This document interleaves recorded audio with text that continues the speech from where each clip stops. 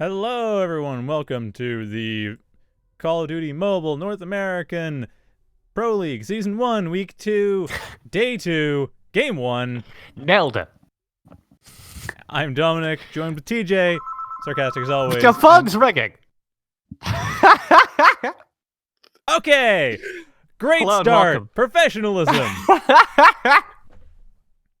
I didn't even know there was a phone in this room. Hi, my name is TJ. I'm not at home, and Yeah, I'm filling clearly. in for Matt and Clint Daniel, who will presumably be back next week. We're going to start things off with Infinex versus Matrix, which is very exciting because I have seen both these teams play week one, and they both, I think the polite way to phrase it, is had room to improve. Yes, that would be the polite way of phrasing it. So I'm excited for this matchup because the teams that did struggle in week one always do have the most interesting storylines bouncing forward. You get to look at what they're improving, what they're fixing, and whether or not it's enough for them to be successful over the course of a long format tournament like this. Although I'm a little bit confused because we don't see Flutter this week in Matrix, and they were pulling a lot away from Matrix last week. Oh, yeah. So I have kind of a weird position here. If you didn't know, I cast some of the first competitions for Call of Duty Mobile. So names like Flutter and God's Lake do really ring a bell. I remember those teams, or those players, but it's been so long that all the teams they're on have changed thoroughly. And it's fascinating to come back to it after that time. But hearing that Flutter is dropped is worrying because, yeah, Flutter is an incredibly good player.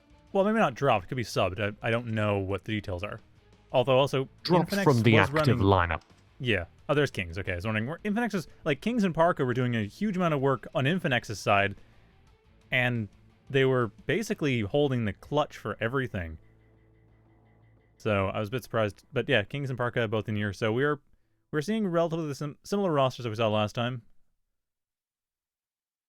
It'll be, like you said, it's kind of a question of room for improvement. I kind of feel like today we're going to be seeing a lot of back and forth. Yesterday we saw a lot of very close matches, especially the second. But I think the second set of games was very close. I think this is going to be a little more map by map shutout. Yeah, it'll be interesting to see if less skilled teams, less coordinated and experienced teams, you do have that thing where one team knows how to play one map, gets the momentum and just trashes them, and then you bounce back the opposite way on the next map. Exactly. I will say we're playing Search and Destroy, and I think that is a game mode that plays well into preventing that, because it is effectively, 20 micro games. Unlike some modes that are similar, I come from Counter-Strike. In Counter-Strike, there's a persistent element, right? Yeah, because you're buying weapons and grenades and such. It matters a ton whether or not you're winning or losing the game. In COD Search and Destroy, you're playing a true roguelike, right? Well, except for the random generation and the fact that you don't have the items unidentified. And you finish the round, and you're right back. Okay, well, it's not. It was an analogy. Come on. I know you got to get back to playing Slay the Spire, but work with me. Slay the Spire? I was thinking Jupiter Hell, but okay. Well, if you're naming roguelikes so obscure, I don't know what they are. Okay, to be fair, Jupiter Hell's still in early access. No. All roguelikes are still in early access, Dominic. They've never released a single game in the genre. What? No, NetHack's like version 3.6. Okay. One example. I mean, it's been developed over the course of 30 years, but still, it's version 3.6. And it took 10 years to go from 3.4 to 3.6, but whatever. We're into game. It's game number 1. And it'll be fascinating to see how these two teams treat standoff. My apologies, everyone. There seems to be a small bit of technical problems here. We'll be sorting that out in a moment. Are you having these frame drops? No, not frame drops. I'm not sure if you can tell that we're getting Hall of Mirrors effects. Oh my god, that's beautiful. Why don't you just pull off the restream to me and see if that fixes it? Yep. We were trying to do something special and fancy, where you were sending the video over to my PC so that I didn't have to spectate on my phone, but looks like we've had to double back on that. For anyone who's wondering what's going on, we did start this off with a pretty good round from Matrix. They're currently up 1-0 over Infinix. And it looks like Infinix have got a response. Infinix rushing towards the A site and just cleaning it out on pure fragging power. So that's been around either way so far. Oh, crap. Sorry, guys. It broke the thing. I was trying to fix things and it broke everything. Sorry. Alright. Well, I'll keep going with the radio cast here, and you let me know when things are sorted out. As I said, it is a 1-1 tie so far. It's been kind of interesting. The first round, it was a full attack over on the B site here on Raid.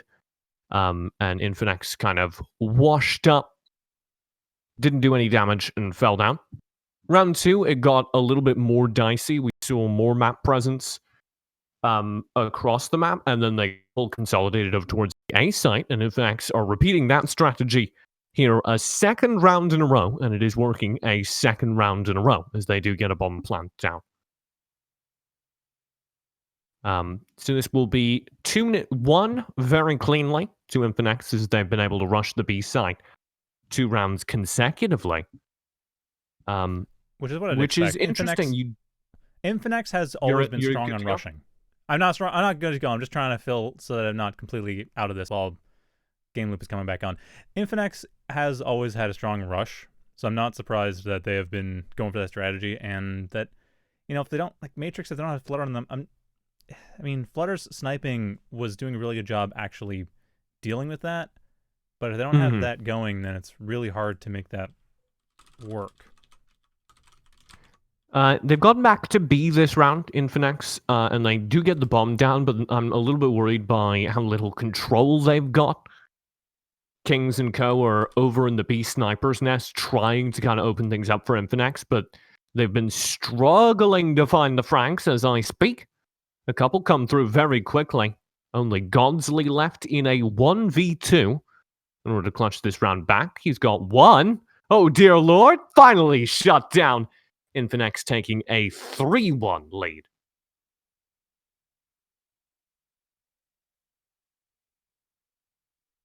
You know, I really do feel like radio broadcasting esports should be more of a thing.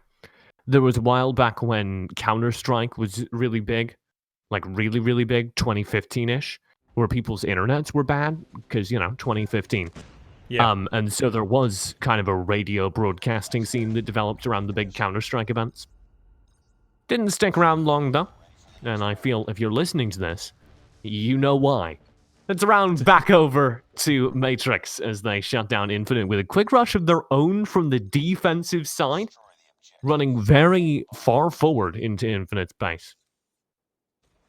And that'll be interesting because Infinix, again, going for that 5-person rush down the center again. Actually, I do like this, though, because they're going down the center. That we saw yesterday was a very strong way to approach this. Go to the center, you choose whichever one you want to get, you take the great angles from the center, and then you do a plant wherever it's most opportune to do so, which is exactly what Tatio is doing. I mean, unfortunately, they are running 2v3 to try to defend that, but hey, they aren't going to be in a terrible position as long as they're able to hold those angles. Coming in, Bully is not going to be killed too easily. In fact, going to be doing a lot of the killing. Tatio is the only one left on the team in a full-on 3v1 and not able to make that work. The Matrix turns it back into a 3-3. One of the weirdest parts about this map is that car right there by Slats over on the B side. Yeah, it's also one of my favorite things to watch because you have these brilliant close quarters fights around it because its geometry is so weird. And that's what makes it one of the most difficult sites to attack, in my opinion, is the geometry right there near Slats. If you're playing defense, You can sit right behind the car, just wait for people to come in from the courtyard, and they don't really have an entry point, because it's not useful as attacking cover. Right. One of the many reasons why it looks like Infinex have relegated themselves to an A-side tank. Watch Kings here as he holds the defense when you have a moment. Yeah, I am watching them right now, and they are being very careful at holding the deep. Ooh. Nice flank coming in there. Does force Nero back. Doesn't get the pick, but still, it's 2v4, so that's not saying much. It's going to be a very difficult uphill climb for Shadow and Nero. I'm being told that you don't actually have the game file after all that crash. What? I have... What are you talking about? The OBS scene. Yeah, no, it's... I mean, it's on a 2-minute delay. Or, sorry, yeah, 2-minute delay, so maybe that's what it is. That will be what it is. I apologize. Because I see so the reason I wanted to highlight that... The reason I wanted to highlight that kind of anchor hold there, why I asked you to switch over to it, is because I think it's part of taking bomb sites like A that people overlook quite frequently. You could see how effectively, or how effective it was at stopping a potentially devastating flank. And that's the kind of thing that every good team needs to have. Kings is currently doing the same role. He's just gotten killed from it. And because of that, and multiple other kills, Godslake's the only one left, and that is giving Infinex 5-3 a very strong position to go into the side switch. And this is Infinex all the way. Again, these really, really steady takes. You can see the front line is doing its job. They're basically just brute force trading onto a site, and that's really cool to watch. But then on the back lines, Infinex are landing having a very coordinated hold against the rush that is coming out from Matrix. And Matrix is managing to die. I mean, Kings, this is what I was talking about. Kings is a very strong clutch player. Granted, this isn't necessarily a clutch situation. This is just a strong opening situation. But once they find Legacy, I mean, it's now Legacy Kings 1v1. And that is going to be Kings taking an Infinix 6-3 on the side switch. A whole lot, again, about the awareness that Infinix have of the Matrix desire to rush. Matrix really want to start these rounds, or start answering these rounds with defensive pressure, and every time they try to do that, they're met by a really solid hold on the attack from Infinix. Now on the side swap, they need to demonstrate that for moment one. So far, so good. Smoke execute on B, though, is finding ground. And Infinex is actually managing... they're managing to get back to 3v3, but Kings and Parker are both dead, so... That leaves Chetos the main attacker, well, main damager, but they do get a nice pick off there. Bully down as well. Legacy, the last one left, gets snipe. Ooh, avoids that snipe, but Tio actually goes my down. God. This is entirely doable. 30 seconds left with the bomb down. He's got control of the plant itself. Just a matter of whether or not you can Cheto see and Minos Infinex don't know where he is. They're just trying to kind of work together, double frag him, and they can't find the last bullet. Ooh, there's the flank. There it is, though. They do find it eventually, and that leads to a very last-minute defuse, giving Infinex a lead of 7-3, pushing their lead that much far forward. That was one of the most desperate gunfights at the end. Shout out to Infinex, though, for keeping their forces together. I was criticizing this a lot from teams yesterday, but when you're in a 1vx scenario, it's really important to leverage that advantage, and they did do that. They managed to keep their heads on straight, and even as it got dicier and dicier and closer, they still had both their players together operating as a team. And I really respect that, because that is how you win these matches, especially when you're dealing with someone who's, like, honestly, I kind of feel like Legacy had, like, they kind of got more than they deserved in a way. I don't mean to say that insultingly, but there was a lot there that was like, wow, how did you manage to pull that off, given the situation they were in? But now we're going back to... Again, Kings down once again. They're clearly being targeted very quickly here, just because they are strong. I don't disagree.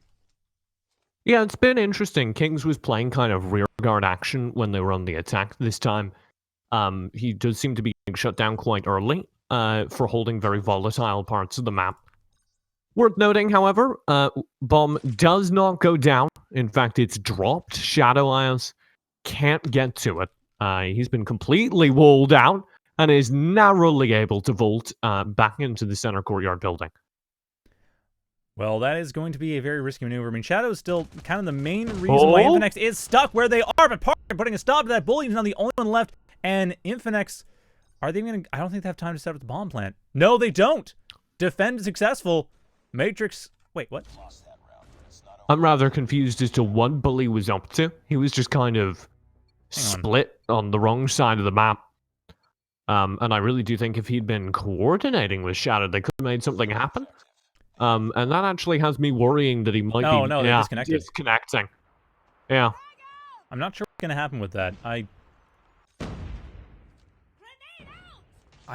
don't know. Are we waiting on something? Are we going to be... Hey, the only thing we can do is just watch what does happen. For now, it's a very successful execute. To their credit, a man down from Matrix. Over towards this site. That's bomb down on A. Bomb is down. There's only 2v... Oh, Park's the one left. Well, hey, Matrix, despite being down a player, manages to take a game. Or take a round, rather. He was holding him back, Dominic. They're just waiting for Billy to do something. It's like, no, Billy's not doing anything. Oh, crap. It's like, we can't rely on them. Do it on our own. We never needed him anyway. No, he was dead. Watch these aggressive pushes for courtyard control. This is happening kind of horizontally across the map, and I really enjoy that. Legacy kind of leading the way on that. Taking out Munoz in the process. Going for the B clear, but it looks like Shadow is just hovering around A point. Yeah, and Legacy is just coming in for a backstab here. This is beautiful. This was really, really nicely done. Yep, Shadow. I'm just going to talk over the remainder of the round because I think this is a shoe-in, provided Parker doesn't do the insane. It is Parker. They're starting to. The way this worked... The way this worked was just a horizontal tank. Run up pool, cross the center of the map through the courtyard, and exit through slats to the B side. And the second they've done that, the second that Matrix fight their way to that, they were just able to completely control the rest of the round because they'd sliced the map in half, and they had a very good idea of where the remaining Infinix players were. Which makes me think that it's... like, as long as they get that one kill, like, it does even things out. Well, on the other hand, though, just the way that Matrix is playing right now, it feels like they're outnumbering Infinix 4-5. It's the only way I can really describe it. King's down almost immediately. Parka and Shadow trying to find the best position for themselves, but it's not enough. Shadow going for the plant. Very quick rush plant. Shadow managed to take out Godsley, but the plant still happens. So, again, there has to be that defuse. And it's 4v3. Could be the advantage in favor of... Oh, there it is. That's 4v2 now. Definitely advantage in favor of Infinex. Legacy goes down. Shadow's the only one left. Trying to come in for the miracle flank to stop the defuse, but it's not going to happen. Infinex back getting points. Shadow went for, and you know, they're down to players, so take this with a grain of salt. Shadow went for a long flank there. The second the retake started happening on the site, he drifted out through the slats and tried to long loop around for a back angle on the flank. You can do that if your team is at a player parity, but when you're behind and you know you have a tough retake to hold against, it's a little bit silly to take that kind of risk to rely on your teammates to hold, you know, 2v4 for that long a period of time. And that's honestly something that Matrix is going to have to deal with just because that they are down a player. I'm guessing next round we are going to be, or next map we are going to be getting a sub in, but for now it's starting 5v4, now 5v3. And it doesn't look like Infinex has any plans to lay one in. Though Godsley, nice shot there, taking out Munoz, peeking around the corner, a little bit too riskily. Legacy going in for the plant, Nope. Shadow covering their angles, and no one really coming from behind either. I'm a little bit concerned as to Godsley's positioning. He's like long flanking with a sniper rifle. And as I said at the beginning of the last round, you really can't afford to do that, especially if he's caught out like this. Oh! Oh, Kings does not want to let that happen. Oh, Kings goes down, though. Tatio coming in as revenge. Yeah, Shadow and Legacy. Godsley hitting a 180 no-scope. Shadow will get one back. It's just Legacy 1v1 versus Parka. I do not know who's going to win this. They are both remarkably strong 1v1 players. 15 seconds. He's got to The move. wall bang. Oh! Wonderfully done. When the clock is on you like that, Legacy just had so much advantage off of the time clock alone. The retake for Parka started with about 15, 16 seconds on the clock. And that's just impossible. You could see trying to find a route where he could run around the side onto site, but it was too geographically complicated. It would have taken him too long, so we just had to run out, try and take the fight on the cleanest line possible, and hope that he was able to win the 1v1. And you can't do that. Yeah, not inside of 10 seconds, which is exactly the problem, as you're pointing out there, TJ. And the plant again happening, and Matrix is in a really good spot to defend. I mean, it's 4v4. Godsley's trying to run after Tio. Looks like they're just at least distracting Tio well enough. That's all that really matters, because really, all these What all these is Godsley doing? Why are they? I think. What in God's name is happening? Oh, he's behind them both. Yeah, okay, but he's behind them both. Why are they at point A? Point B is where the bomb plant happens. Oh? He can't find them! Tatio, though. Tatio has very little time to go in for that defuse. They have to go for it now. They're not going for... Oh, come on. No. You got to go for that. You have no choice. And that's Matrix taking the round. Watching? I have no idea where... I mean... the players do see where the plant happens when it happens, right? Question number one. How on earth did Matrix get the A site so cleanly? Question mark number two. Why are people messing around with Godsley as he plays Ring Around the Rosie in the pool hut? Question number three. Godsley, what are you doing? Yeah, that's fair. All compliments to Godsley. They did an amazing job that round. Not sure why Infinex was completely off point, but hey, Godsley took full advantage of that and really made them pay for it. B-site's open again. Shadow just walks out onto it.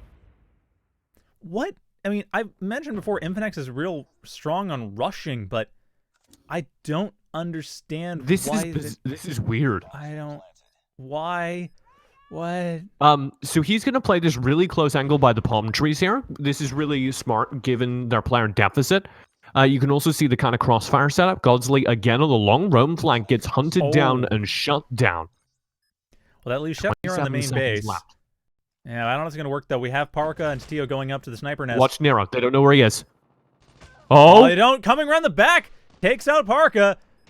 Kings to Tio are in low ground, but that is not going to be enough. The defuse happens. Infinex takes the map after this just bizarre, confusing round with all sorts of problems and everything else, but we're able to make it work eventually.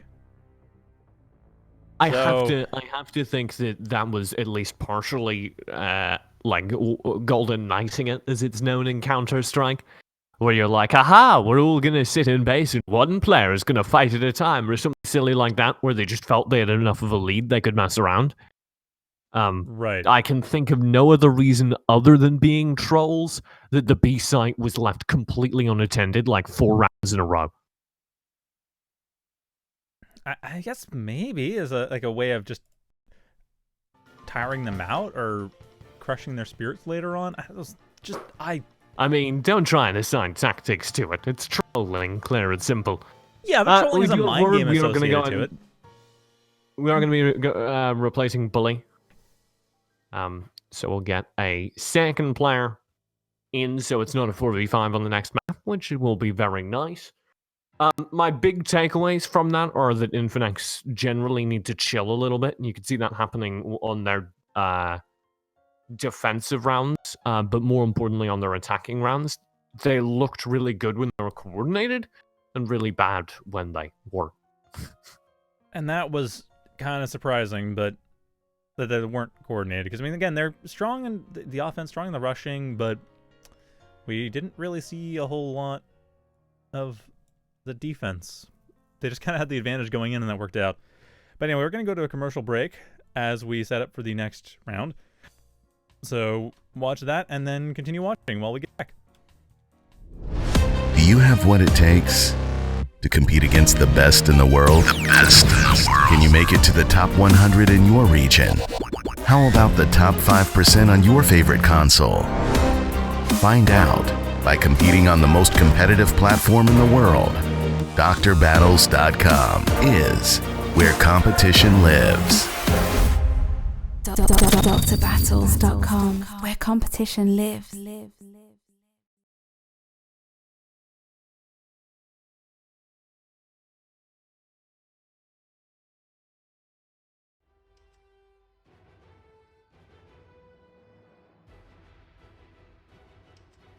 Welcome back, everyone, to the Call of Duty Mobile Pro League North America Season 1, Week 2, Day 2, Game 2 of Match 1. North America Pro League, baby. There's That's a what I lot got. of 1s and 2s here. Next week, we'll have a 3. Hey. We're getting all the players back in. It does, in fact, look like we've subbed in a player called Nintendo. Oh, they were playing last Bully. week. Okay. I was wondering what happened to them. But we'll be good to go. Yeah, Nintendo's pretty strong. General rotation, center control type thing. I would like to just get out ahead and apologize. We had a lot of different tech issues. Like, all of our tech broke. All of, literally all of it. Like, my emulator fell apart. Everything that could go wrong. Yeah. Emulator fell apart. TJ's phone fell apart. Everything was falling apart in terms of connection. I didn't have the right stream images. Like, everything's falling apart. Everything's fixed now. But we fixed it. Now we got map 2. Map 1, a grueling last few rounds, did go to Infinex. Map 1 did go over to Matrix. Or the early part of that map 1 did go over to Matrix. But they weren't able to keep the momentum going. That's something to keep an eye on, particularly as they do have their full roster back. Yeah, they are not fighting at a slight disadvantage, though admittedly, they were fighting remarkably well for being at the numerical disadvantage. Speaking of Shadow being taken out in the middle of the trailer we were talking about yesterday, as Tatio looking to what a take good that execute. point. That was an amazing execute. That opens everything up for Tatio to take the point. Parker Harper being taken out, but nice. True's holding that trailer beautifully, stopping Legacy from coming in around the back. Godsley taken out as well. Nintendo trying to find a flank. And along with Nero, they might be able to, but King's putting a complete stop to that. Nintendo now the only person left on Matrix, and they are not going to be able to stop the plant. So I'm going to try Nintendo, really the star of that round for me. He had a very heads-up play initially, throwing in those nades, stopping the planter, and then he just held his angle, which was really nice to see. And unfortunately, the rest of his team, the rest of Matrix, kind of pushed forward, kind of threw away the reprieve he earned them. But he had the right call. When you get franks like that, when you know the bomber is down, the right thing to do is just hold the bomb plant area and wait to see what happens. Very quickly, what went wrong last time was a lack of mid control, and that hasn't been corrected. Watch for the same shove towards A to work again. And that is exactly what we're seeing. Shadow, however, is in the trailer and has found a little bit of a stronger position as a result. No one's really able no to mid push this time. So slightly different, and they pay the price for it. Yeah, at this point, Steve and Parker down.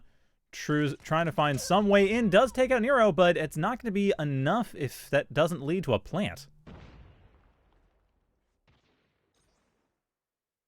So, kind of the brilliant game plan last round was they realized there was no mid control and just ran through it.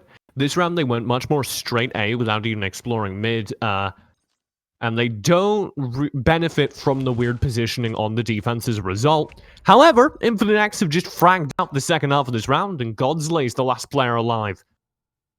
And seeing that, True decides go for point A. No reason not to. It's the same thing that happened during the last round as well, where Matrix did get a temporary player advantage, did stall out the rush, and then just got all antsy and went to take gunfights they really didn't have to. When you're on the defense, the priority to stand in weird positions, take hard angles, is on the attackers who need to get in your face in the next 2 minutes. There's absolutely no reason as a defender, particularly at a mid-round point, to be pushing forward into risky positions when you have total map control, like Matrix did. I don't understand it either. My guess is that they're thinking if they go for all the kills, then they get a win faster. Which is true, No, but I mean, it's just instinctual. It's just, I know there's a person here, let me push and take the fight. Throw your eye over to Tutello, who's just rushing the B site. They're very far forward here. They are rushing it carefully, though. I like the use of the grenades. They're not just rushing in mindlessly. Nice little smoke grenade, too, to open the path up. Does manage to expose the position, letting their teammate take out Nintendo. Now 5v3, and this is as smart as hell rush. Tatio going for the flank on Legacy. Slightly damaged the result, but Nero's now the only one left on Matrix, so this rush worked beautifully. Nero goes down and drag for the final kill. Ace. You can see those communications. What you saw a lot of there was trade fragging, where you have multiple members rushing in, drawing the attention, and saying it doesn't necessarily matter if I get the frag, so long as I know there is somebody who can clean up the half HP opponent, and that's exactly what happens multiple times in a row. Very, very intelligent and coordinated Infinex takeover towards B. They're doing this mid-hit again towards A, and it's working very, very well again, because there's no mid-control for the defending Matrix side. And that's just... I'm surprised that Matrix hasn't decided to change that up, because this is the fourth round in a row, well, third round in almost a row that this has happened. Last round, of course, was the B take we saw, but there has been such a push towards the center, like smoke grenades and everything, on multiple occasions. I'm guessing next round Matrix is going to realize, no, they've got to really hold center because Infinix is getting way too cocky. Oh my lord, Legacy. You start lining up people like that, I get scared. They did have, I don't know quite who it was, I believe it was Nintendo, up in the treehouse in mid, but that's not an effective way to hold it against a mid-to-trailer rush. Ideally, you want to have the player kind of sitting on the ramp down to the B site with vision into the mid. And it's Legacy, actually, who I'm spotting now going into the second story treehouse. And if they go mid again, you will see just how lackluster this positioning is. That is worth noting, but it looks like B-side was gone for Nintendo predicting that and taking out Tatio as well. Good thinking on their part, but it's still 3-3. Oh, Godsley! Oh, Godsley is around. They've managed to make it 3-2, but they are heavily weakened. Nintendo and Legacy pretty much trying to hold this on their own. And it looks like we're going to be seeing Cheto and Parka have a hard time actually getting into this point. So a whole lot of that last round I was criticizing mid-control was actually Godsley, who was holding the position I suggested, ramp down to B. Oh, I'll hold this. Oh, Cheto gets taken out by Legacy. Legacy gets taken out by Parka. Now it's Nintendo and Parka going at it. And it looks like Parka... I mean, they're getting down to desperate. They need to get that bomb. They need to start planning. And it doesn't work out. Nintendo takes the first point, putting Matrix on the board for this map. So, midpoint of that round, Godsley is rotating around the center of the map. He stops a mid-poke. They see the extra players committed to mid. They know Nintendo's in the treehouse. They know that Godsley was pressing very far forward. They say, okay, this is a lot of emphasis. Let's go B. And they're right. That is the right call, but Godsley and Nintendo hit a really quick rotate. Now it's the A rush again, and there's not enough mid again. I don't know. I think it felt like Godsley was trying. Like they had thrown some smoke grenades. Godsley and Legacy tried to push forward. I suppose not enough is the operative word because there was mid control. It just was kind of late. Well, that A rush was hard. Yeah, trailer isn't defense against a rush on trailer. Because if somebody books it into trailer, you can't defend in time off of spawn timings. So what you need is someone where Nintendo is right now. Where Nintendo is right now, actually a few seconds ago, is really good for stopping a mid-to-trailer rush. And the fact that they haven't had anyone there for a couple rounds in a row, despite that being the strategy that's being used against them, is a little worrying. And I kind of gotta say, I am a little bit concerned about that, just because of the fact that Nintendo, like, it feels like they're being pretty smart about where they set up defenses, but it's just Nintendo's had a very big brain all game. I really liked watching his play. I just feel like they have a big brain, but they're there's coordination issues that are making it less valued than it really should be. Yeah, it does feel like Nintendo's playing the smartest of his team. many of the other members, I think, are demonstrating a little bit of inexperience. I would like to shout out Godsley, who's also been making some pretty solid heads-up decisions. It's just, unfortunately, they're dead right now because, I mean, you start making good heads-up decisions, the opponent team starts to notice and decides, yeah, I'll take you out first. Full push out, did head towards the A site. This was a slower round from Infinex. They took their time, found a few weak points, found a few picks towards the middle of the map, which, to be fair, was defended this time. It was just that the gunfights were very deliberately picked and won by Infinex, and then they traded that over towards the A site.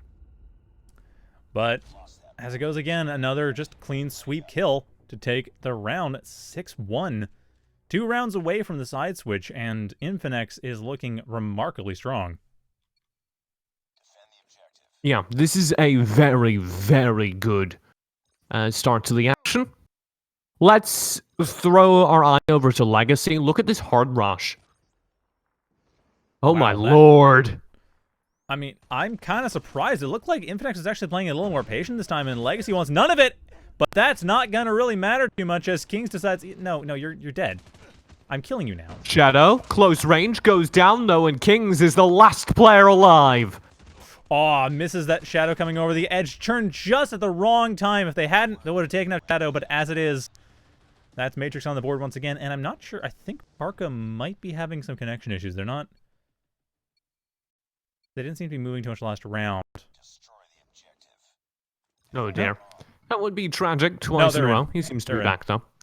Full rushdown is really fun for Matrix just to kind of change the pace, especially after that last round. They'll have to go back to the basics though, but that full rushdown will mean that it's a little bit slower of a start, kind of mandated for Infinex. They can't start full rush either because they have to be careful they don't get flanked.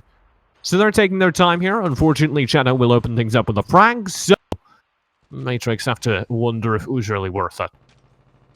Still, the defense on point A is working out, well, but Shadow taking out Godsley in the snipe. Got a smoke grenade, should be able to get the plant. Snipe.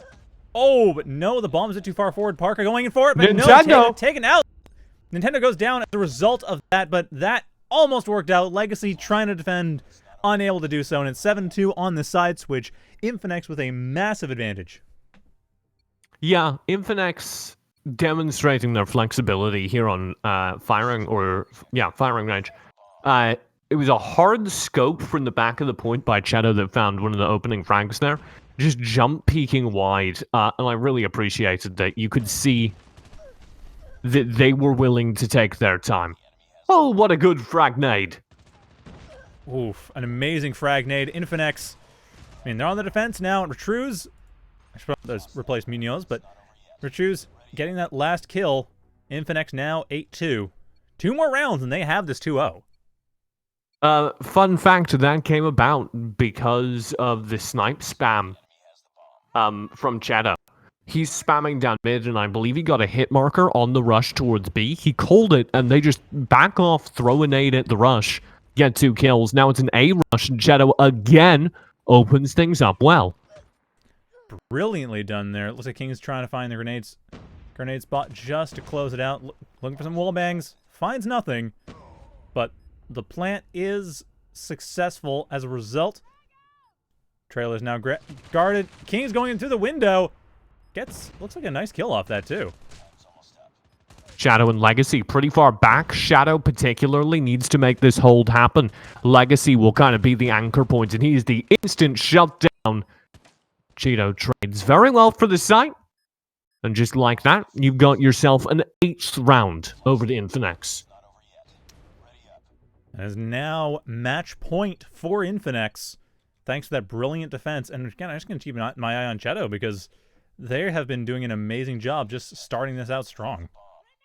Yeah, Shadow's been doing a really good job on this sniper rifle, and you have to keep your eye on him. But I also want to just... Oh my god, again! Whoa. The free nade towards B gets 2 kills. Another nade to slow things down a little bit, but still, it's 3v4. Shadow knows exactly where to go, and another nade to go for the hit. Very nicely done. There's a smoker just coming Legacy in. does get the plant down. Keep your eye on him. Ooh, doing a great job holding the angle around the trailer. King coming around, has to poke around the site itself, and that trailer door being very thoroughly watched. Shadow, however, goes down thanks to Shadow. Kings comes in. Legacy now the only one left after Gauss has been taken out, and Legacy gets a nade in the back. Forced out thanks to nade, and that opens things up for Infinex to take this entire match 2-0. Yeah, I don't want to call specific people out, but this is a really good example of something that was bothering me all series long. Godsley on that hard push there. No reason for him to push it. Bomb is down, time is ticking. You have a brilliant side crossfire angle. They don't know that you're there. Past the trailer towards the middle of the map. He could have had a brilliant pincer. They could have had a couple of easy kills. And instead, he runs out, takes a free 1v2, goes down, and then Legacy's got also 1v2 instead of the 2v2 position they started in.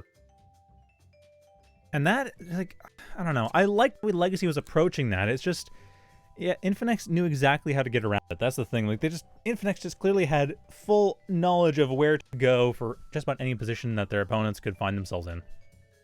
We were talking up Shadow that match. I think it's worth noting Kings ends it with 17 kills. A very strong performance for the man, most in the game.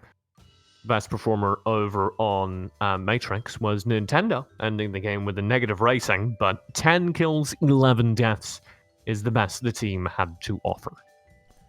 Well, that is a point. That is a point of feedback. Supposed to be a thing for improvement. So we will be having a bit of a longer break now after commercials, and then we'll be back around noon Pacific time or 3 Eastern. So we'll be back with that following more commercials. What happens when games are that quick? We get a long break, a long schedule pause, because the next match has a set start time. So we just gotta wait for the time to start. Yep. The clock to move. Okay, we're looking at a 10-minute break. All right, so commercial, That's then good. 10-minute break. Stay tuned. Do you have what it takes to compete against the best in the world? The best in the world. Can you make it to the top 100 in your region? How about the top 5% on your favorite console? Find out by competing on the most competitive platform in the world. DrBattles.com is where competition lives. DrBattles.com, where competition lives.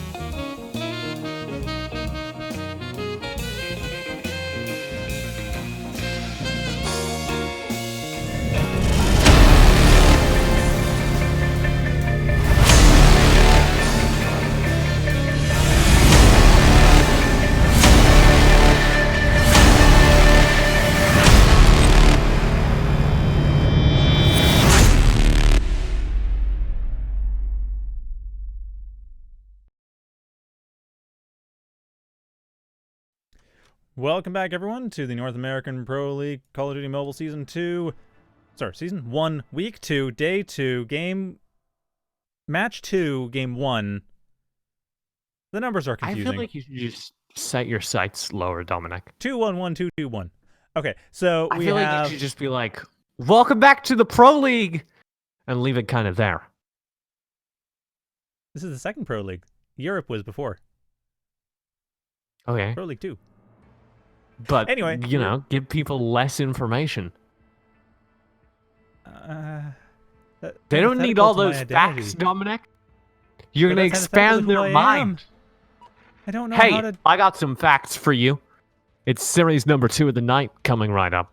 Yes. Yes, it is. We have N.M.E versus Merciless GG. And it does look like we're taking a little while to get everyone together.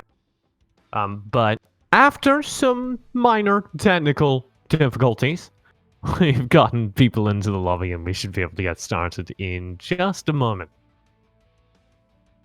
So, you weren't here last week, TJ. We had Merciless GG. We didn't have N.M.E, though. None of these players are super familiar. But Merciless GG, we had... And Abuse was the star of the show, I found. Luis also did a lot of really good work. But yeah, to me, Abuse, they had a great sniper. Luis, I recall correctly, did a lot of really good control. The rest of the team was reasonably strong, but Abuse was the one to watch for overall control. Yeah, the Merciless GG side I remember from the Triumph Frankfest, and I was pretty sure that it wouldn't be the same team. But it appears to be mostly the same roster. If you heard a little bit of a gasp and a thub there, that was me actually catching some pottery as it fell off the shelf behind me, and not even missing a beat. Wait, how did it fall off the shelf behind you? I don't know, I must have brushed it earlier, and it was just kind of on the edge. Oh, good reflex save. But I caught it and didn't even stop talking, and I feel like we're missing that important part of this conversation. Okay, so TJ rolled a 20 on his reflex save. Good job. It's a bird. Statue, not a real bird. Oh, okay. That makes sense. A real bird would be much harder to catch. Also wouldn't fall a little bit of pressure early to start this. I do want to point out just how scattered this Merciless GG attack was. They did very little coordinated that round. Sorry, Merciless GG is the blue team. You're correct. I want to point out how scattered the attack was that round. Merciless GG ate it up. That makes more sense. So thinking, Merciless GG had like a... I think Esteput was the only person who died, or Esteput was the only one who died. Maybe. Yeah, it was super uncoordinated attack, and Merciless didn't have to do a whole lot to stop it. N.M.E just kind of, I don't know, ran at them. I mean, that's one way to play the game. It doesn't leave you playing the game very long. It's happening again. It's not even coordinated. Like, look at where Froch is and look at where Evader is. So, like, not even on the same map. I mean, they're gonna get a flank and Evader's at least, getting maybe? a kill because of it. Oh, my lord. Now, Raballo puts an end to that, and Vague puts an end to Evader. So, yeah, we are seeing a lot of people just throwing themselves around the map, seeing what happens, and receiving bullets in their faces in response. I mean, and I wanna see a better approach from N.M.E. Merciless so far haven't really had to work for these rounds. They've just been receiving very scattered attacks. They've been very receiving defensively. gift-wrapped corpses, basically. Yeah, look at where Raballo's positioning. Like, he's so far back here, just waiting for people to run at him. And hey, it pays off. Yeah, Luis as well, just on the A site. Like, oh, I mean, I'm just going to go for a pool party after I'm done this. So, hey, it's another one comes in. Oh, cool. Let's just shoot them too. Oh, hey, Froch. Actually, Froch managed to get the kill. So I'll give them that. They do manage to at least stay alive long enough to get 2 kills. Abuse and Raballo still alive, but yeah, they don't know exactly. And they backed off real fast as soon as Froch started putting together the frags. He's actually pretty dangerous in a position like this with 30 seconds left. That's a lot of time to play with. He can take these 1v1s. And indeed they do. Abuse is still up. And Abuse is scary. But Frosh, if they don't get sniped out quickly, and Abuse does pull off 90-degree no-scope snipe. Taking them out, putting 3-0 for Merciless GG.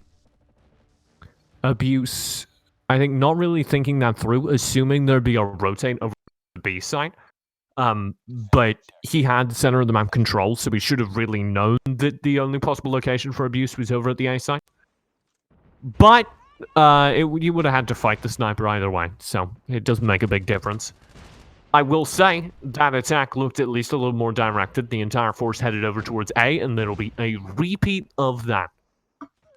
I'm not sure about the repeat, though, because this time around, we actually see N.M.E getting the plant down. They're getting some additional momentum. It's 4v3. Watch Rabalo. He's got a really interesting position here. They're trying to pincer this retake. It looks like they're going to manage to do it. We have Vague coming around the corner, but not in time to help out. Abuse and Vague do manage to get their flank going, but Evader takes out Abuse as Vague is taken out by Solid, and that puts N.M.E on the board. Yeah, little bit out of sync there from Evade, but it almost should have worked out. Vague did come in there and got the refrag, and then they just lost the gunfights. Really solid two-man hold on the point from those bottom two boys, Evader and Solid. And this now means, as you say, N.M.E have a point to their name.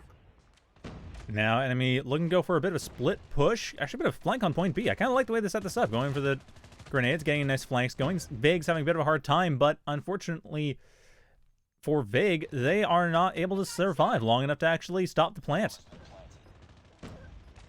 Oh, refrags though. Solid retake. Lewis in particular, right on the point. Slaughters them at close range while Rabalo finished from the sniper's nest.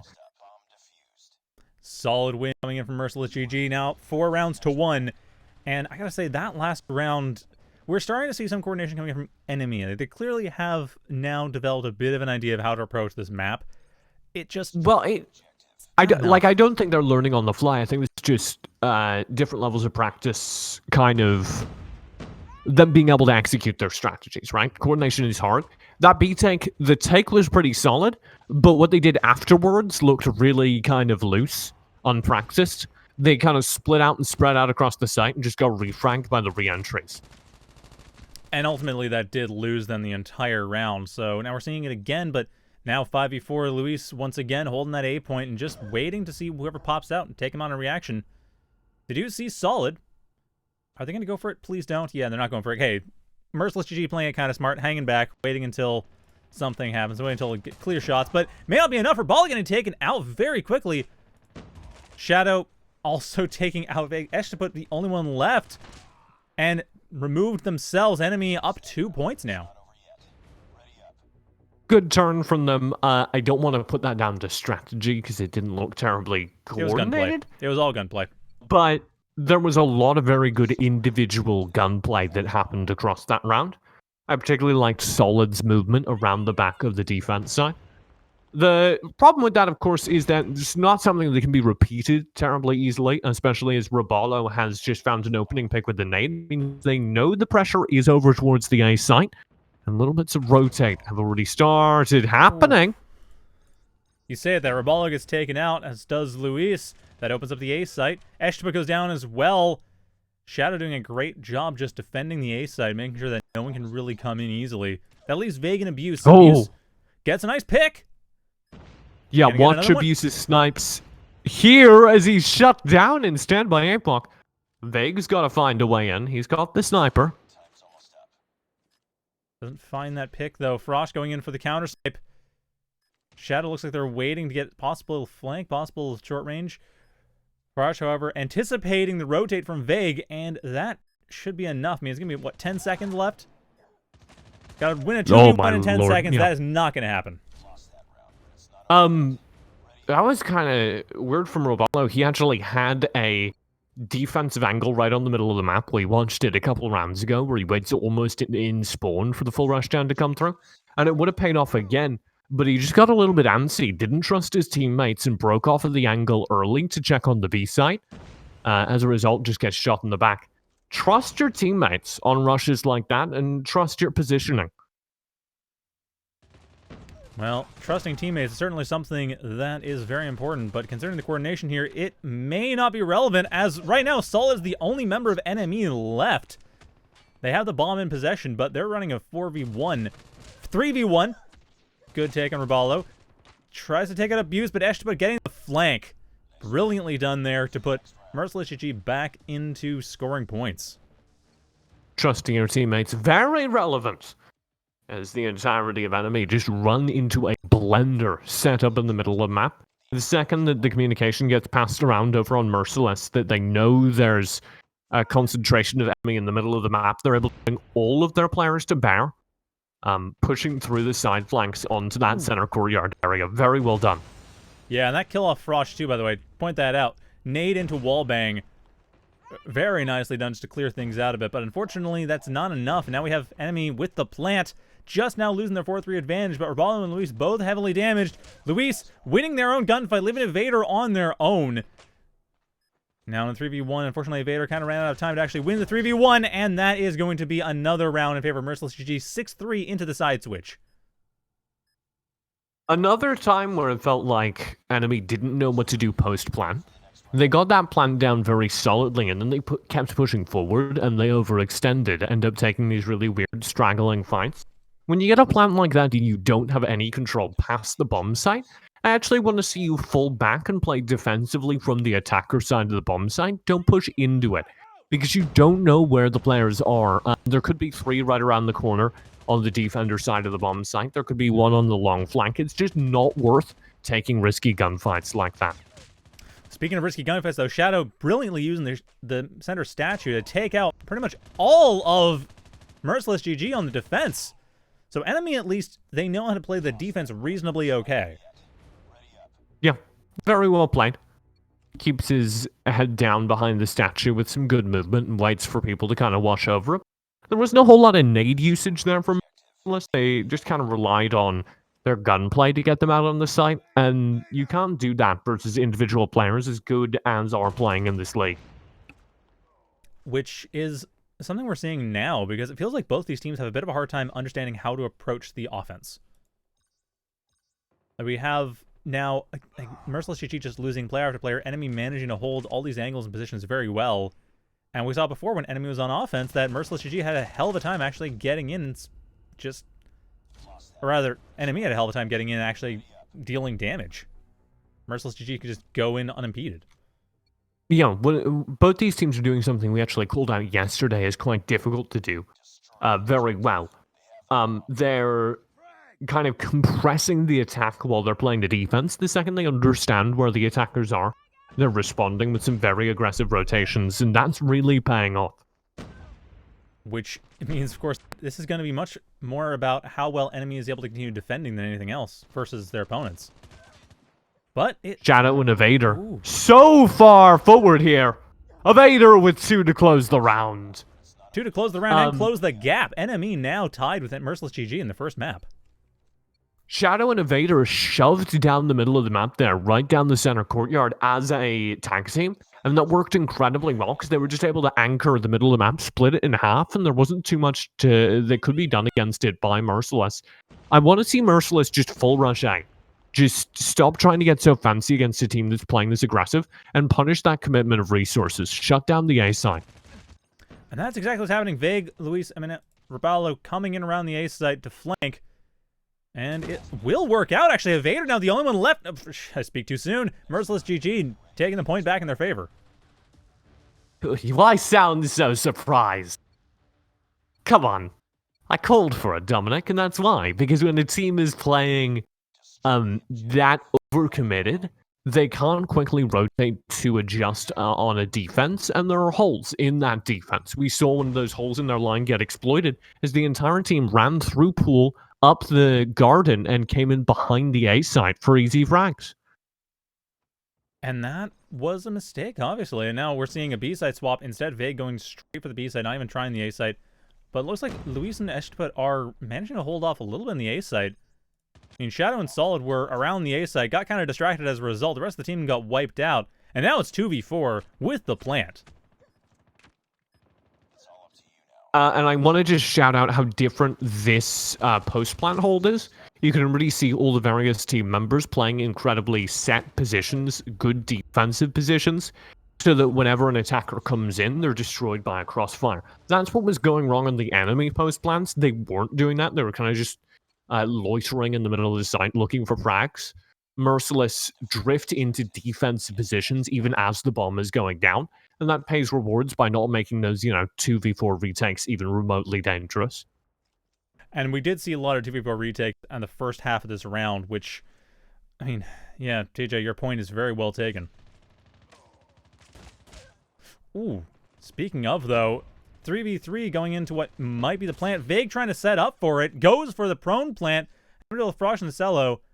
Cello we actually haven't talked about too much. They've been dying very early on, and this round is no exception, as Merciless GG is now on map point. So, there you go, Merciless GG. Looking to get a 1-game lead in this best of 3. And this is kind of what it's always come down to. A little bit better coordination throughout this entire game. Attack, defense, they've had their heads on straight. So they just got to close it out with one more example of that. These quick hits have been working out very well in response to the over-aggression, but they're a little bit split out here, and you can see that actually making this dangerous. Yeah, I'm not sure what happened there. I mean, well, we just saw Luis, or Vague rather, go straight forward, but the rest of the team just did not manage to hold on, and that statue became a killing ground. Yeah, it's bizarre. Exactly as I'm praising them for being able to execute these very coherent strategies, they fall apart again. You've won a couple rounds in a row now by just saying, okay, there's this weird aggression from enemy, let's just consolidate and hard rush a site. And then the second they get to match point, they split back up and look for frags again, which isn't a viable strategy against rushing defenders. Well, it's a strategy that seems to be taken again. Frosh being heavily damaged, getting counter-sniped, but not killed off. Now they're dead. Nacelle, on the other hand, also going for the snipe, and not really finding a whole lot to work with here. Does get the wall bang. That gets a nice team call, but unfortunately they get flanked. Luis and Eshtaput, the only ones left here. Eshtaput, heavily damaged, getting taken out by Solid and Invader. Luis, the only one left on Merciless GG. I mean, they're a match point, but it's not that far off for N.M.E to pull this back. Yeah, I'm just not sure why you would play with this with an advantage. Because they're taking their coordination lead and just turning it into random gunfights. If you're an attacker, you have a deficit in gunfights by default, because you need to peek into defending positions because you have less information on the map. So it's just a little bit weird. Now, speaking of less information, picking a point that had cover from the staircase, not from cover from the middle of the map, which means that rotation was able to work perfectly for Shadow. So play your defense smart, and then understand why your smart defense worked when you're on the attack. This is very strange as a consistent failure from Merciless, and they're kind of doing it again. The slow down, split up map play. I really just want to see another consolidated hit. This time, though, it's even more defensive, and that pays dividends. You have a couple enemy players just running right into them. This is giving them a firm player advantage. And that firm player advantage actually maybe falling apart. Evader doing a great job just getting 1v1s in their favor, though they are getting flanked. Luis coming around the side, taking them out brilliantly to give that first map to Merciless GG. Finally. So there are two things you can do, and I wanted to mention this, but never at the time. There are two things you can do against a defender who's playing aggressive. One is, oh hey, they're leaving holes in their defense, they're by necessity spreading out their aggressive men, let's just consolidate and hard rush a point. And that's what I was really advocating for, because it was demonstrated that Merciless could do it very well. But the other just as valid strategy is, hey, spread out, hold the choke points very defensively. Kind of take up the role of the defending team. Now, that's harder to do because as an attacker, you kind of by default on most of these maps have less information and less control than a defending team. The spawn points are set up for the defenders to be able to contest the choke points first. But they were able to do that by taking very defensive positions there on raid back on the attacking side of courtyard, behind the buildings over towards B site. And if you hold that far back, then you're functionally setting yourself up as a defending team, and the attackers running around the corners take that debuff, take having to peek into awkward angles, and lose the fights. But it seems like that was fine for Merciless GG. Managed to adapt to that reasonably well. As N.M.E, I mean, they weren't really doing that so much. They were being much more aggressive. They were holding the courtyard somewhat, but they weren't holding it and then just holding onto it, especially when they were themselves on attack. They were kind of avoiding the courtyard entirely, but even when on defense, they tended to just really want to stay around that statue.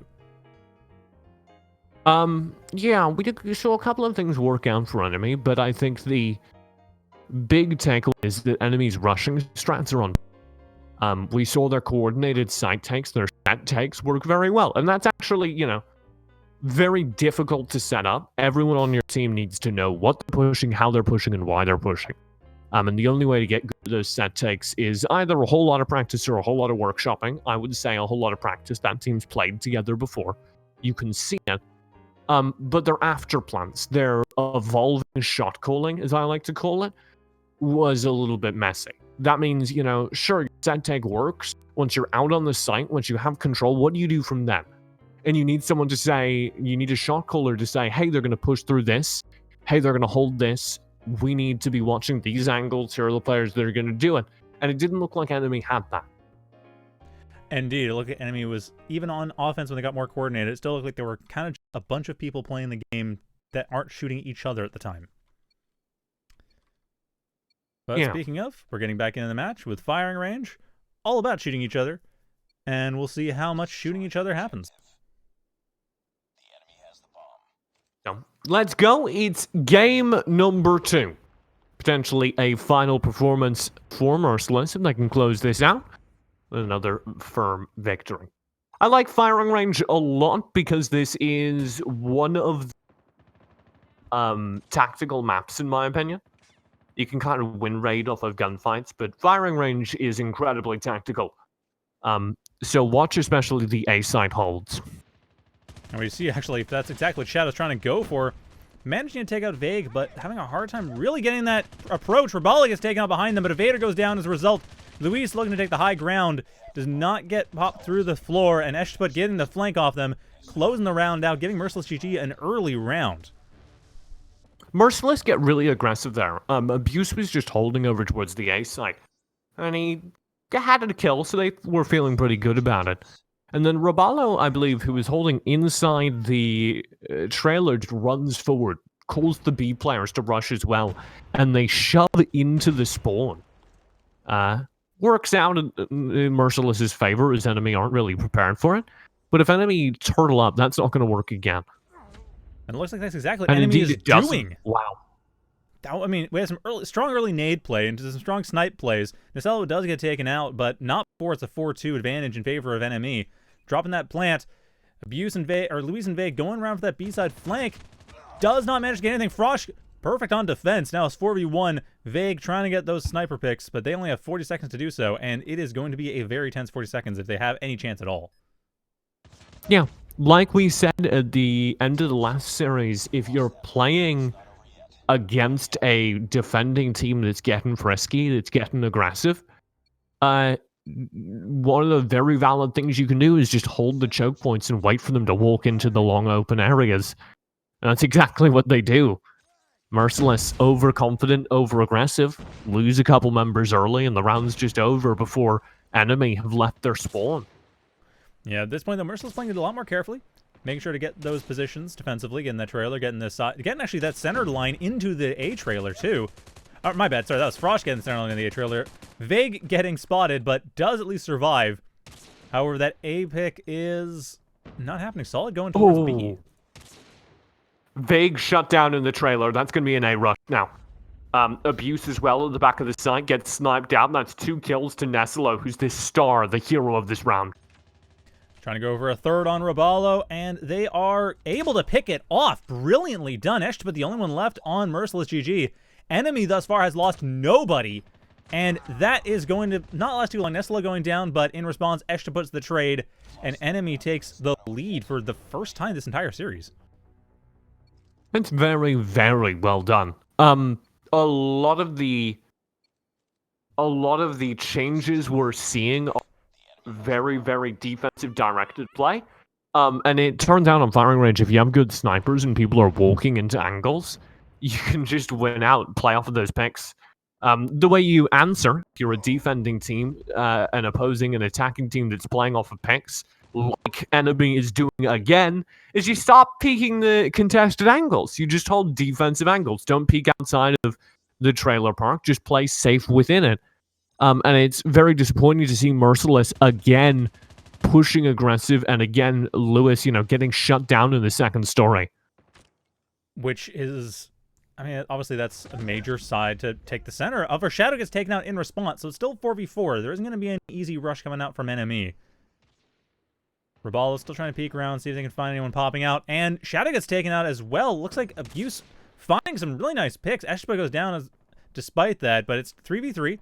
Keeping it even, but Abuse getting taken out, and now we're seeing the A plant. Rabalo, the only one left on the team to actually manage to find some kind of defense. Neslo and Solid against Rabalo, and that B plant has been taken.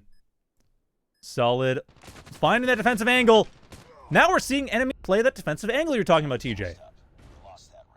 Yeah, and Abuse over on Merciless was the only player who really got anything done for the team. And he did that off of just playing his role, not taking any silly risks, not pushing any weird angles, holding the back of sights and landing sniper rifles shots when people walked into them. That's what you need to do against a team that's trying to play for time, trying to play for picks. And I suspect an acknowledgement that that's going to be the response from Merciless is why the strategy has changed. This is a full B rush now from N.M.E. Ooh, Eshba goes down to a 3v1. Neslo's getting kind of weak, but it doesn't matter. Rabalo and Abuse, the only ones left on Merciless GG. N.M.E has lost Shadow, but now Abuse and Rabalo have to find some way back to point B. What do you do when you've spent 3-4 rounds playing real safe, real defensive, real slow Call of Duty? You mix it up. You run full speed ahead right at the enemy. Take the B side before they know what's going on. That being said, Abuse still has 30 seconds to kill 2 players, and are able to do so. We've seen them pull off stuff like this before. They're just trying to figure where the heck they're being shot at, but Fark gets that shot from behind. Nice use of the crates to hold a stealthy position, and N.M.E now up 4-1. No, really good turnaround from N.M.E. And I would have said Merciless, coming out of the last map, should have looked better than this. But kind of the weird holds that were coming through towards the end of Merciless's defense make me kind of wonder if this is more par to the course than we were giving them credit for. I'm liking a little bit more of a defensive look from them now to start this. You can see all of their members just holding very safe angles. Rabalo covering mid. Ishtaput there for the backup over towards the B side. And this is burning a lot of time down on the clock. They've just got to be kind of careful not to overpush. Watch Vegan Abuse here as the hit comes out. And they are holding it reasonably well. Abuse managing to at least get some suppressing fire. Yeah, they scare off the hit, and now there are only 35 seconds left. The best bet for N.M.E is to full B rush. And I don't think they have the time. Well, they are going for it, though. Solid going straight for that plant. While trying to get Rabalo first. But they can't find the angle on Rabalo. Rabalo just completely jukes them. Should be able to at least get in a better angle there, but it's not going to happen. Rabalo perfectly handling that B point. Solid trying to find some way out of this mess. They do manage to take out Rabalo, leaving Abuse the only one alive. Oh, dear. Along with Shadow, but Shadow finishes it off 5-1 N.M.E. Merciless GG cannot get an advantage going into the side switch. All the best they can do is 4-5 at this point. 2 seconds left. A really solid defensive play, not taking any risks, letting the clock burn down because N.M.E were very clearly doing the same. And then in the last moment, they just kind of flub this rotate. They don't commit to bring their players over to B when it's very clearly a full attack until it's too late. Then the players on the rotated don't trade positively, and everything goes badly. Now it's an A take, and I'd like to credit Abuse for how effectively he fell off of the point, just landing snipes here. This set them up for a really good retake, but that's not what's happened at all. That was a really good attempt at a retake, but unfortunately, Vague did not last long enough, but now the only one left. 3v1, and Nacello takes them out, pulling it to 6-1. N.M.E getting a stronger lead, well, about as strong a lead as Merciless GG had last time around, but man, this is just completely backwards. Now, the teams are definitely right. It's just the play is entire, and the scoreboard is entirely reversed what it was last map. That last site hold was really good. Abuse got a pick, stayed alive. And then immediately afterwards, the rest of his team goes down on the retake attempt, not really coordinated with them. So that was really sad to see. And it looks like that may be happening again. Nacello looking to find one more pick, but despite that, Solid Invader Vague? slowly pushing on there. Vague on the defense. What is this position? I cover on the point, but hey, they managed to get a trade. Only X2! 3v3. A collateral! Ooh. May not matter though. Luis now still the only one around, and that's not going to help. 3v3 becoming 3v2 3v1s, or 3 3v1s. N.M.E put up to 7-1. 1 point left before the sides, or 1 round left before the side switch. Merciless GG is not looking healthy. Very, very strange defensive hold. Sure, it like kind of works for Vague, but he shouldn't have been in that position. They have no retake plan on these sites. They're just kind of walking into them and trusting they can win the gunfights. There's a B tank. Merciless already down players. Ooh, 4v4, or 4v3 rather, getting some trades. 3v2. Vague and Abuse still around, trying to find some good angles to work with. Not a bad angle Vague had, but unfortunately not enough. Still opens things up for Abuse to finish off Froch. Vader and Solid still around. 2v2. Vague goes down, however, to Solid. Abuse now the only one left, trying to find those snipe angles on point B, but I think Solid's rotating. No, Solid, are you rotating to point A? No, they're not, but they have apparently tricked Abuse just enough that they can get that drop on B, or the plant rather, on point B. Don't go for this push. If he has the timing right, he can get a free payoff. Here he comes. And indeed they do. Solid versus a Vader. That's all that's needed. Or Vader lives for 40 seconds. Abuse trying to find the angle to work with. Sniper out. I don't like the sniper out in this. Just go for the rifle burst. Yeah. Abuse, 20 seconds left. Abuse knows to go for this. Let's go for the assault rifle in this case. Oh, what is this? What? Going for the defuse. A Vader right behind them with the window gets 8-1. That was a unnecessarily risky play. I think he thought N.M.E had their last player somewhere weird. He thought he cleared the site. But he really should have known that the last 2 players were consolidated because he had the comms to that effect from, I believe it was Vague, who'd gone down on the team bits before. Very strange. Now on the side switch, Merciless will just rush onto the B side, making a beeline forward, if you'll pardon the pun, and it's working well so far.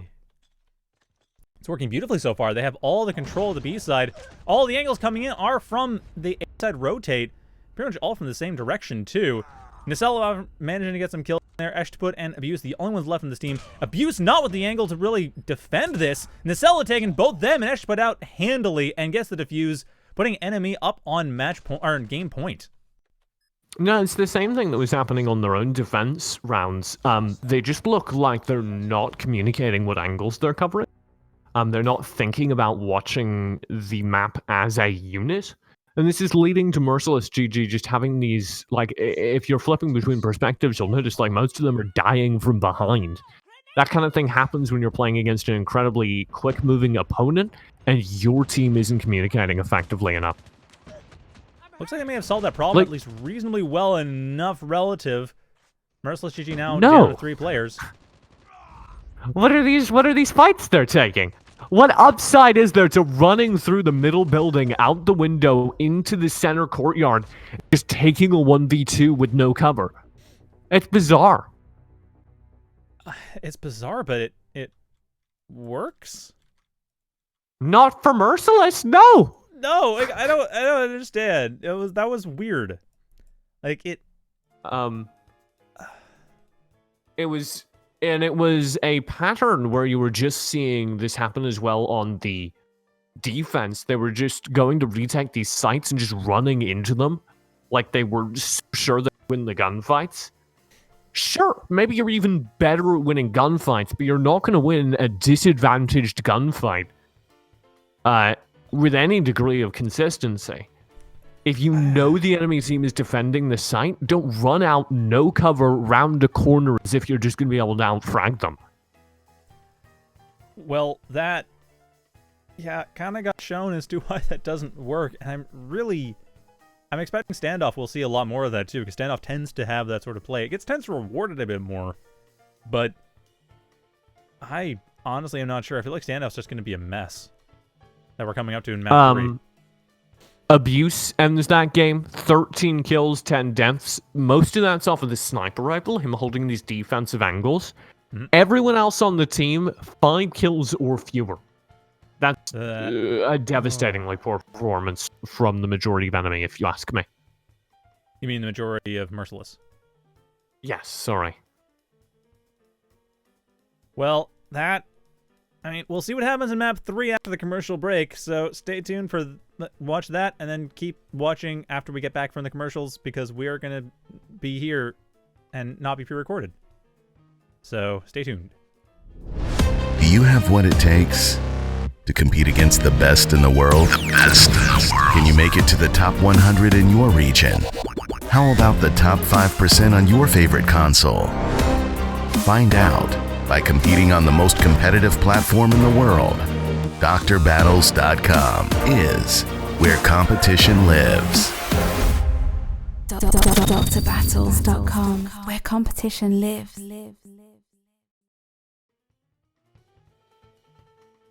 Welcome back, everyone, to the Call of Duty Pro League North America Season 1, Week 2, Game 3 of Match 2 between... Well, I had everything else up to now. Merciless GG and N.M.E. So close. So close. I was just one waiting take. to see what would happen. I thought you'd just wing it there. All the numbers were right. It was just the team names. Like, wait, no, I have them on my screen right here. I can look up. I really think you need to go for an information negative intro. That's what I do these days, because you don't want to hit people with too many facts up front. So you just sit there and you go, hey, welcome back. And you just let that sit there for a moment and see if your co-caster has anything to say. That's what I do these days. We'll try that. Hello. Hey. Welcome to the stream. How are you doing, Dominic? I don't know why you're doing like a weird sleepy voice. That wasn't part of the plan at all. So am I, but I'm not doing a weird sleepy voice. Yeah, well, I didn't sleep well last night. I didn't sleep last night. Let's go, baby! Map 3 between Merciless and N.M.E. It is, of course, going to be Standoff, which is either a very tactical map or an utter frag fest. It's either wait, there's a tactical a lot option? of fun to watch as the two teams control the map with cautious smoke play, or just TDM. I expect with the teams we have, it'll be a very fun TDM match. Woo! Grant's coming into point A, and Lewis is set up at the defense for it. Shadow sliding in, getting themselves murdered. As Solid comes in behind them with Evader to finish off Lewis in revenge, as Rubalo also goes vanished, and Vague trying to hold the line. Abuse getting taken up by Nacello. Oh, Nacello carrying great defensive angle. Vague, however, finding some great angles to come in on the retake. The only one left, but they have 38 seconds to kill 2 players. Might be able to pull it off. I'm glad you prepped me for this, because this was just a mess. Told you. Back of the tractor, this is good. Vague with 25 seconds is a 1v1 to win. He should have a vague idea of where Solid can be. If he clears this site, he'll know Solid has to be somewhere to his left here, and he did just get vision. This is workable. 15 seconds now. And Solid takes them out, though. Vague does get vision, but they don't flick that shot quickly enough. Very well played by Solid. I just want to give a brief shout out before I get into all the negative things. That's the right way to play a post plant like that. Just hide behind cover and force them to take action. There's no reason to face. Something that went wrong. The entire hold was just standing on the site and hoping for gunfights. You have grenades here, use them. If you know there's going to be a full rush, I want to see you fall back and then nade aggressively into the rush. And not only that, everyone on the team was hanging out in the line. which allowed Vague to just wipe out 2 of them no problem on the retake. Speaking of, though, everyone on Merciless GG is dying one at a time. We have Evader and Solid here to finish off Raballo, and I don't think even going to go for that plant. Just going to wait until Raballo pokes their head out, and then it's Evader coming in on the flank from behind. Raballo doesn't even see it coming as Evader pulls that to a 2-0 for N.M.E. Very well done. N.M.E just 2 rounds in a row of kind of swarmed the map, taking a lot of control really quickly.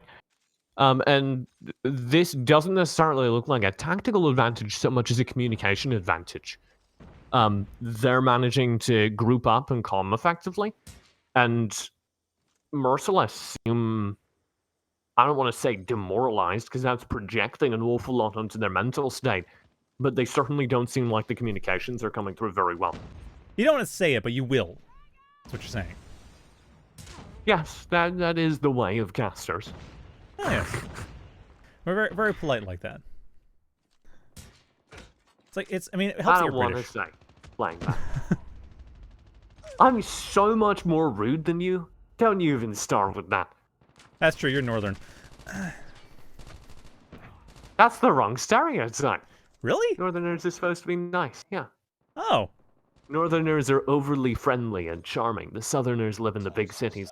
On, I mean, kind of you're New right. York I guess I just stereotype. assumed that it all, like, was like the U.S. stereotypes, but upside down. Oh dear lord. Lewis, what's this? Well, it's a 1v1 with Solid, so they just have some chances, but it's going to be a little bit tricky. And it's... Oh, very indeed good way tracing. too tricky. Luis takes that defense. There's nothing to analyze about that. The full rushdown started the rounds, and then kind of petered out. You had this weird position where Merciless decided to counter the rushdown by getting real aggressive themselves, and it did just turn into a map-wide round of TDM. Yes, that is... I mean, gotta say, it was a round of TDM, and it looks like it's going to be again... Well, maybe not quite so much. Evader's trying to find some tactical position here. Not yet. Enemy kind of taking their time to set up for B control. This is really nice from them. Their set takes have been pretty solid throughout the day, and you can see this B control start to really come together, but Shadow trades even. They do.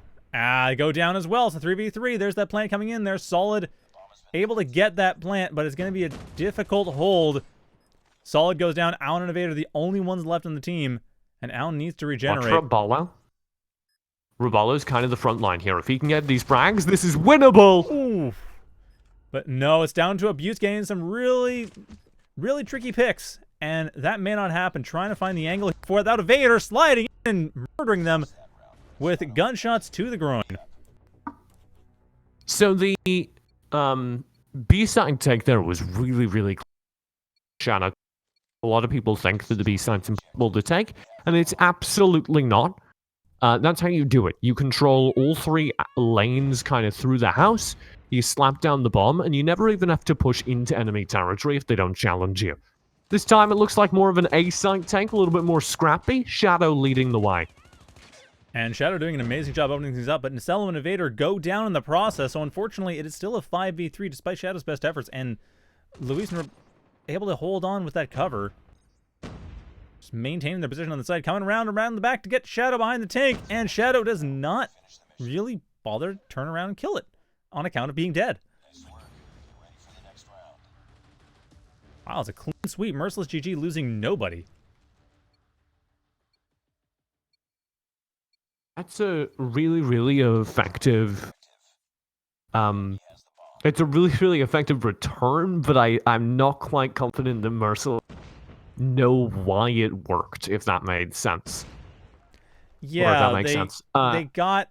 They had some good cover. They made sure to get good defensive angles, but it felt like they were probably thinking, oh yeah, we won the gunplay, great, because now, I mean, Luis gets taken out immediately. Vague and Eshpit, I'm not even sure why they're positioning themselves where they are. They're very far forward. Well, Eshpit, not so much. Yeah. I agree with that position, but Vague, I don't know what they're doing, where they're doing.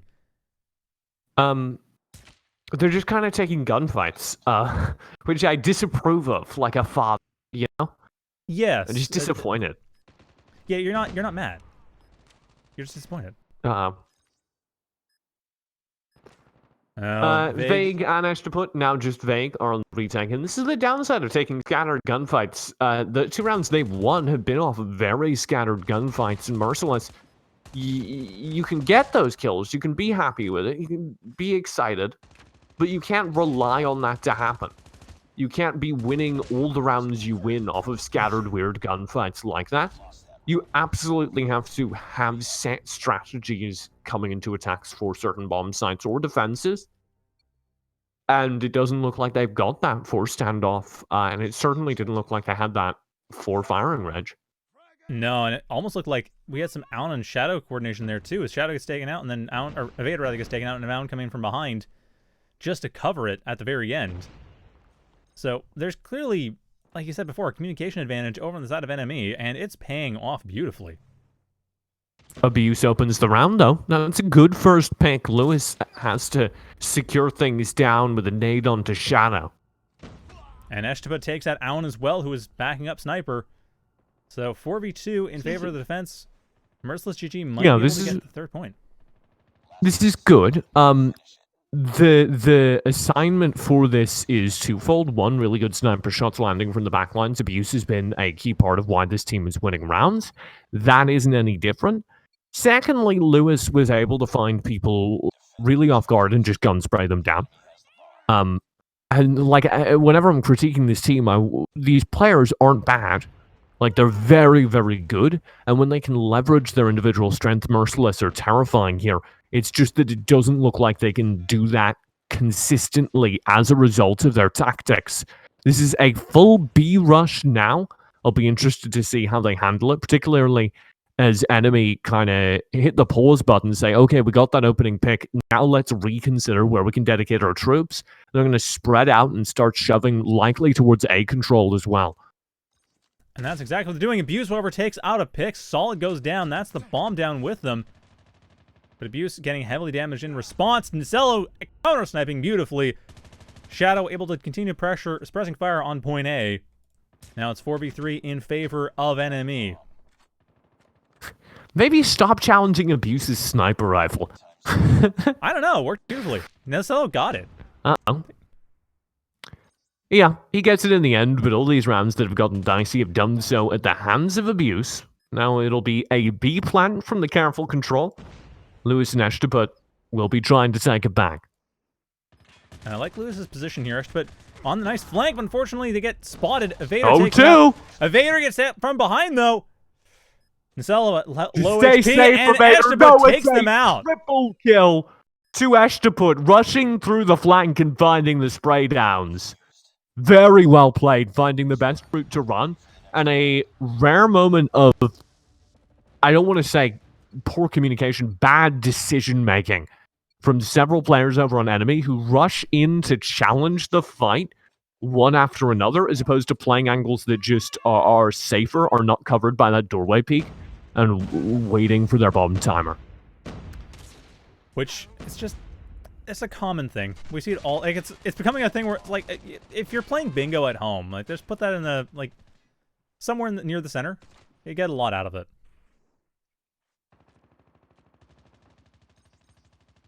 As it stands, though, 3v2 in favor of N.M.E. They are managing to win some of these random gunfights. Abuse has been taken out early, though. Alan and Evader now it's back 2v2. Evader on their own. If they can take out Raballo, that means it's just them versus Vague. I don't know if Vague knows where they are. Vader spotting Vague as they, well, spotting each other, really. Vader just waiting for that peek out, but Vague doesn't want to go for it. Instead, going to make sure that the bomb doesn't get taken, because 38 seconds, that bomb has not been planted yet, and it's by A site where Vague can take great cover, and it looks like we are seeing Evader coming out from more obvious routes. No! Never mind! Evader actually getting from behind. 20 seconds, and Vague's completely lost track of Evader's positioning. He'll now loop round on the side. Oh! Wow. From Vague holding the defensive position in that garden in A site, completely going around, getting distracted, thinking, okay, where is my opponent coming from? And then it's just Evader coming, you know what, I'm just going to go in. Like, oh, no one's here? Where's everyone? Are they coming around back? No? No? All right, I just might as well plant. That was... I mean, Bizarre reversal. It worked out, I guess. I'm going to make a call right now. This is very likely going to be a very aggressive look from Merciless. If you're over on N.M.E, I want to see you play very defensive over on A and actually shove B every round. Because I think that will very consistently shut down the takes from Merciless that have been pretty rush downy. The B shove will come in behind with perfect timing. A little bit delayed this time around, but you can still see it has a positive effect. Yeah, that does leave Evader with a 3v1, but there are enough rounds left to be He wins 5v5 these? afterwards. No, Luis has got him. Oh no, Luis is down. Evader having to heal it behind a car, though. Eshput trying to find the angle for it, and does indeed. So 5v5, but I think you're right about N.M.E.'s defense, though. They had a good idea going, just the execution. Well, so the problem with their defense was they didn't shove B quick enough, and they didn't fall fast enough off of A.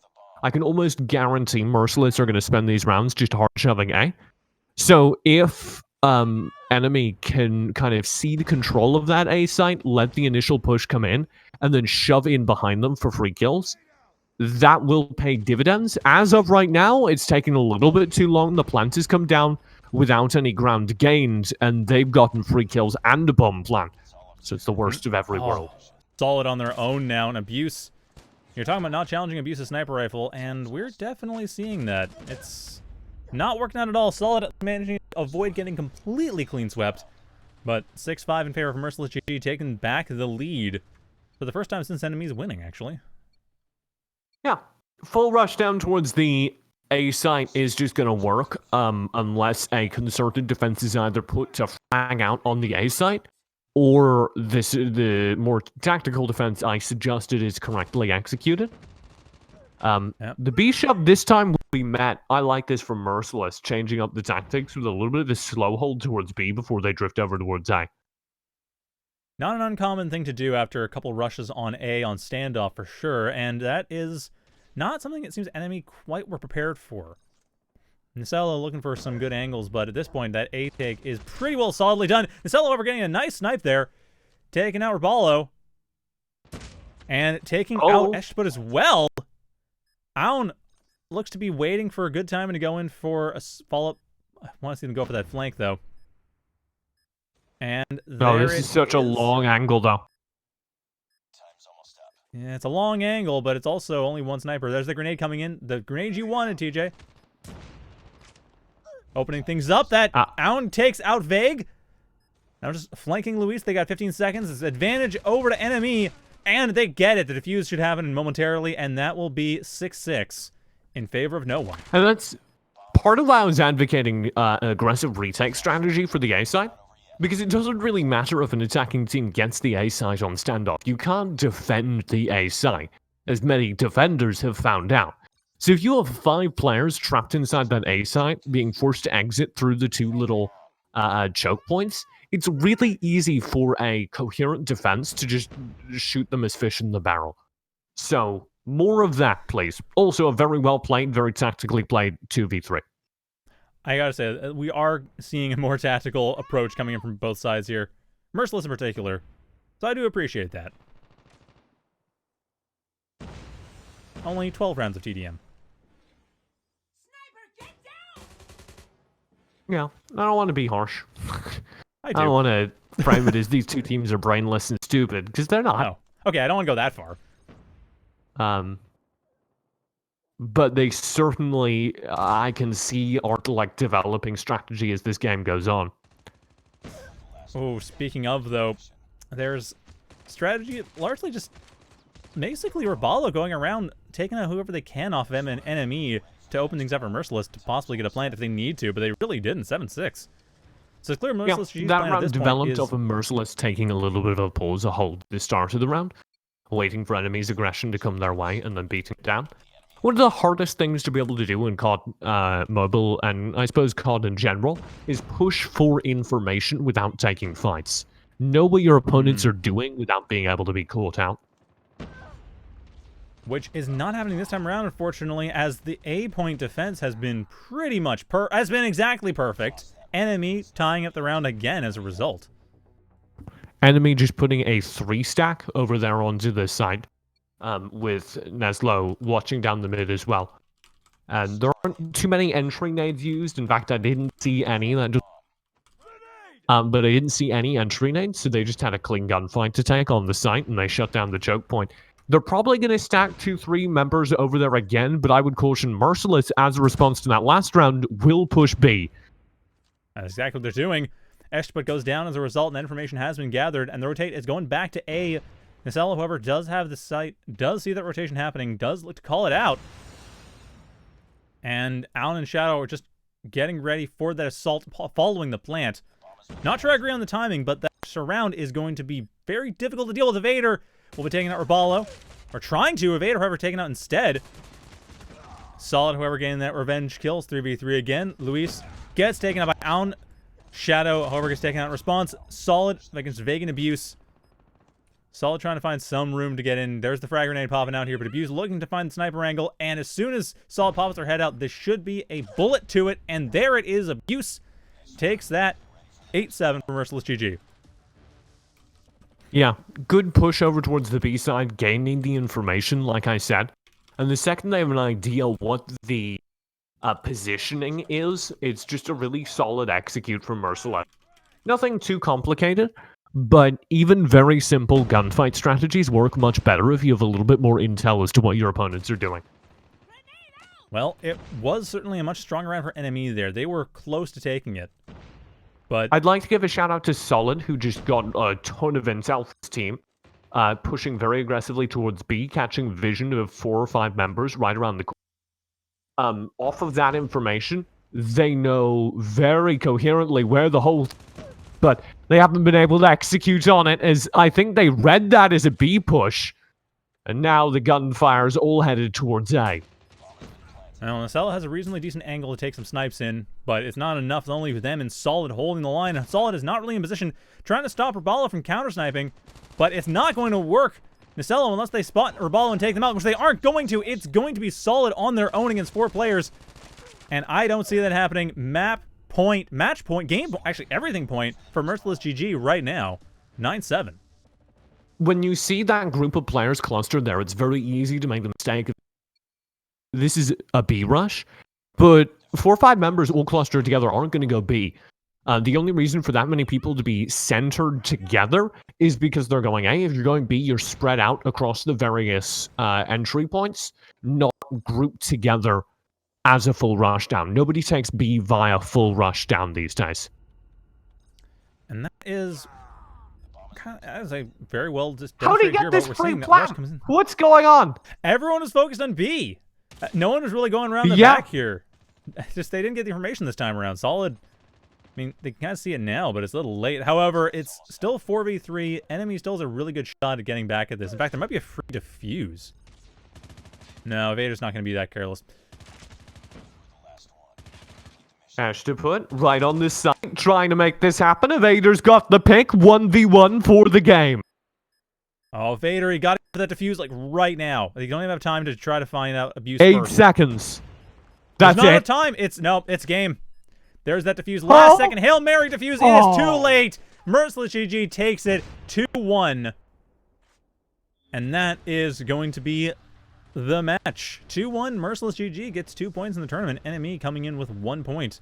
I believe it's their first point entirely because they did get swapped in. So nicely done, Very Merciless GG. messy final few rounds there.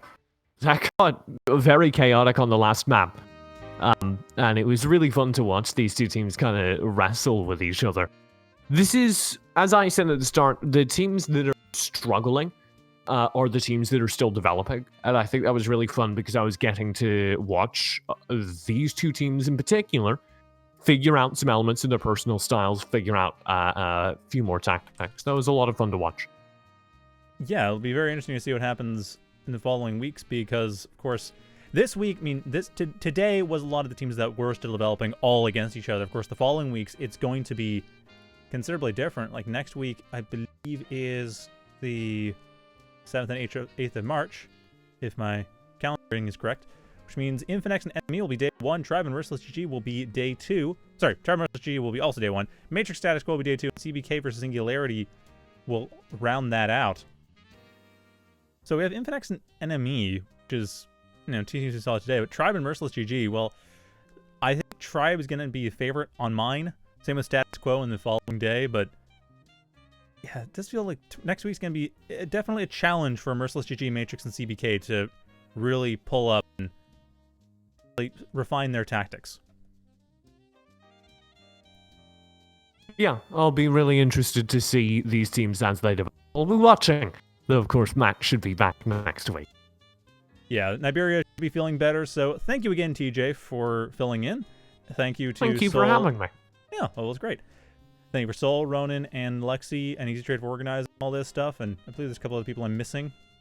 Thank you to them, too. I don't see them in the chat. Ronan, who's sitting in the chat as our moderator right next to you. I said Ronan. Okay, all right. Good. Ronan, Sol, Lexi, very EasyTrade. I know I'm missing somebody else, but I can't remember who it is.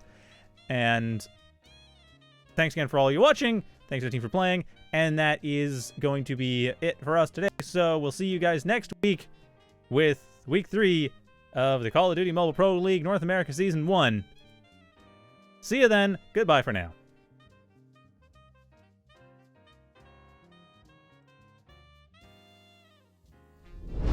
Do you have what it takes to compete against the best in the world? The best in the world. Can you make it to the top 100 in your region?